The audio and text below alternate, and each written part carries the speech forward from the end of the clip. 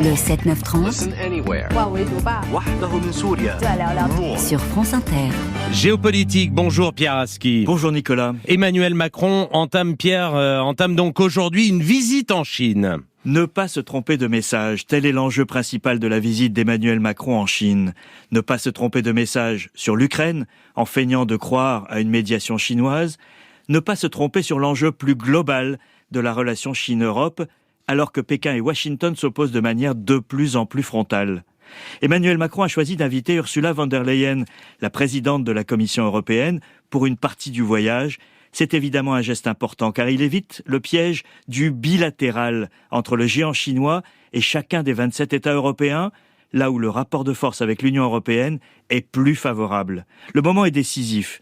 La Chine que retrouve le président français, après 3 ans d'absence pour cause de pandémie, n'est plus la même.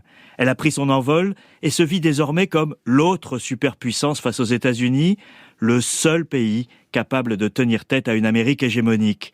La Russie apparaît à Pékin comme affaiblie par sa guerre en Ukraine. Force est de reconnaître que c'est la Chine qui incarne aujourd'hui le pôle dissident face à l'Occident. Et qu'est-ce que ce changement implique pour la France et pour l'Europe ? La nouvelle donne, Nicolas, signifie que la Chine a compris que la dégradation de sa relation avec les États-Unis n'est pas conjoncturelle, mais structurelle. Toute la logique chinoise vise désormais à faire face durablement à l'hostilité américaine, en particulier dans le domaine de la technologie, cœur de la puissance au XXIe siècle. L'Europe est prise dans un étau et c'est ce qui rend ce voyage complexe.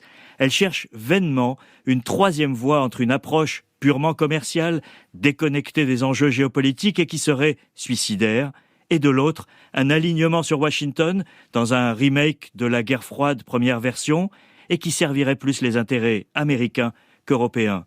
Tout le jeu de la Chine est de sourire à l'Europe pour la déconnecter de l'Amérique. Et la France, avec son discours sur l'autonomie stratégique, est une cible de choix. Et quelle sera donc la position d'Emmanuel Macron ? J'ai commencé cette chronique en disant que le président français ne devait pas se tromper de message. Il joue gros car une partie des Européens, échaudés par son dialogue au-delà du raisonnable avec Vladimir Poutine, l'attendent au tournant avec Xi Jinping. Emmanuel Macron ne se fait pas d'illusions sur les ambitions chinoises, mais il veut éviter le pire, qui serait un engagement total et donc militaire de la Chine aux côtés de la Russie en Ukraine. Il va donc flatter les velléités de médiation chinoise que personne ne prend sérieusement à ce stade. Mais il ne faudrait pas qu'il y perde son crédit en gonflant celui de son hôte. Et de la même manière, dans sa quête de troisième voie, il ne doit pas montrer de complaisance vis-à-vis d'une Chine impériale qui, comme l'a justement décrit Ursula von der Leyen la semaine dernière, a considérablement durci son régime. C'est donc une voie étroite qui doit sortir de ce voyage en duo, dans laquelle la France et l'Europe jouent leur crédibilité sur une scène internationale polarisée. Ne pas se tromper de message. Pierre Aski, merci.